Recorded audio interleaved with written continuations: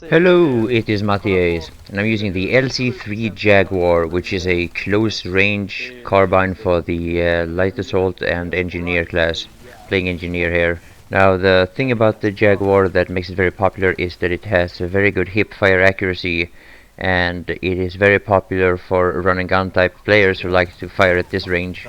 And most of the people that prefer this weapon for this reason, they also choose the laser sight. I don't. I prefer to aim down sight regardless of what weapon I have, and for that reason I use the forward grip. And by using the forward grip, it makes the Jaguar more into an all-round weapon, or more of an all-round weapon than it otherwise would be. And as I have been away from infantry fights for a while, I'm sure you can tell that my aim and my control is a bit sloppy. It did get better than this after a few hours though, so I think I'll get the hang of it again. And I don't know really if I was just lucky, but this spot seems to be one of the places where these NC players, they just don't look here. I don't know why, they just run past me all the time, and I thought I was gonna kill that guy faster, so I stopped shooting. Now before I got the Jaguar, I was actually using the Lynx. But both the Lynx and the Jaguar, and I think all the close quarter carbines have been nerfed at range a little bit.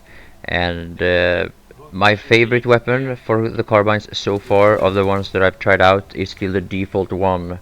And here ends the fun, by the way. So as much as I like these run and gun hipfire type gameplay and engagements, it's not really my thing. Or I would say it's not something that I specialize in.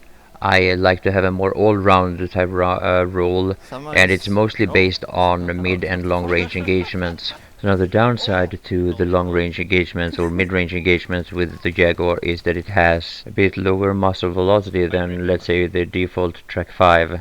This will force you to lead on your target more when they're moving, but it also gives you the feeling, at least to me, that it has less damage, but that is only because the bullets hit later. So as much as the Jaguar is a really good gun, is really popular, I understand why, I have decided to switch it out. And yeah, it's gonna be a little bit of a sad goodbye, but it's not you, it's me. It's that kind of a breakup, you know, you're too good for me, you deserve someone better than me. By the way, is your sister still single? Sorry. Now the fact is that I'm pretty sure that I am going to still use the Jaguar every now and then for this type of gameplay, because it is a lot of fun to switch it up, even if you are, like me, more of an aim down sight type player. And yeah, another thing that I'd like to add to the video as well, and it's also my personal preference, is that I really like the iron sight of the Jaguar. It is a bit smaller than a lot of the other guns for the Terran Republic, and for that reason I don't use a scope with it. And it's a bit unfortunate, I think, with a lot of the guns in Planetside 2, is that all the stuff around the iron sight and the actual iron sight itself happens to be just a little bit too big. Now the problem is that it blocks your view a little bit too much, and it hinders you from seeing what's going on around the target that you're actually shooting at. Now it's a little bit different from faction to faction actually, but if I could have this iron sight on like the T5 Cycler or the T5 AMC, I would actually use it instead of a red dot. And it's mostly because of how thin the tick is the main reason why I use it. And I wouldn't say it's like the perfect iron sight, but I definitely prefer it over any of the scopes for this gun. And if I had decided to keep this gun and make it my main carbine, I would have tried to focus more on how to lead on moving targets with it, because I'm really struggling with it with this weapon, and I've come to realize quite late actually that it is the slow or the low bullet velocity that is throwing me off. It makes of course no difference whatsoever when the target is standing still. It's just when they are moving around that I just haven't gotten used to how much I need to lead, even at the mid-range like this where you normally don't have to lead that much at all. And this is, by the way, the easiest places to kill those pesky infiltrators, when they are next to their terminals. So after another fair 1 versus 1 rocket pod versus low battle rank infantry player, it was time to find another rooftop and try to set up a spawn beacon. Unfortunately I had just opened Charlie Squad and it had almost no infantry players.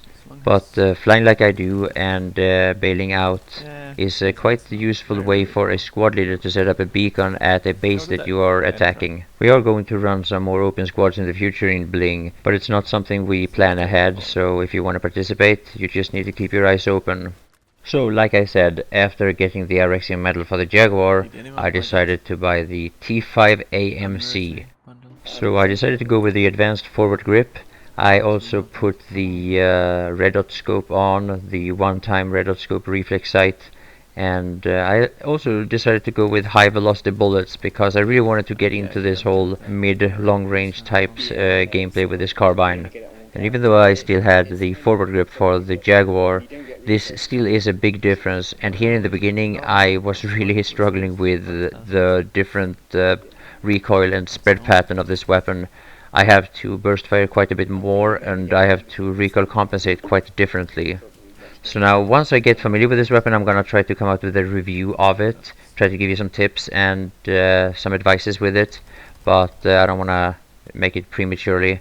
And I haven't even tried it out in the VR training area yet. But as you can see, when you shoot on a moving target, even at this range, you barely need to lead, and that's what this weapon is designed for, especially with the high velocity bullets. Now the only thing you need to keep in mind is to control the spread and the recoil. And at close range it is not nearly as effective as the Jaguar. I don't understand how I'm still alive here. Now my first impression with this weapon was that it is quite similar, or it has the characteristics of the NC weapons with slow fire rate and a higher damage output. So it might be that whatever is effective with this weapon might actually work for a lot of the NC weapons as well, or at least some of them. And like always, and this is something I find very important, whatever weapon you have, you need to know its strength and you need to also know its weakness, and of course everything in between. But knowing those things is all up to you as a player. You need to be able to hip fire and use a long range weapon for close range engagements, and vice versa. Otherwise you're gonna make yourself very limited. And knowing how to handle the weapon is what's gonna make this game into a player based game decided by you, and not a rock paper scissors type game decided on who has the right weapon for the right engagement. Now this is the kind of infantry fights that I've been missing so much and that I can't wait to get back to. It's the outdoor engagements, pure infantry, and stuff that is not interrupted by tanks and harassers. I also think that this weapon and with these attachments are going to be quite good for this kind of fights.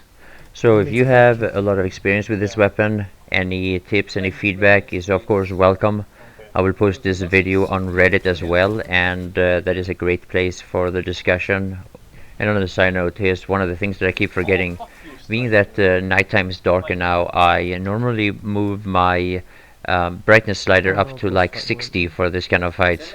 But here I haven't done that, so it's kind of hard to see those dark Vanu players as they approach. So that's all for this video. Thank you for watching, and please stay tuned for more content. Bye for now. Yeah, true. You extended by 1 week. Actually, they should make it double XP always. What the hell? Oh no no no no no no no no no! Woo! Come on, come on, come on!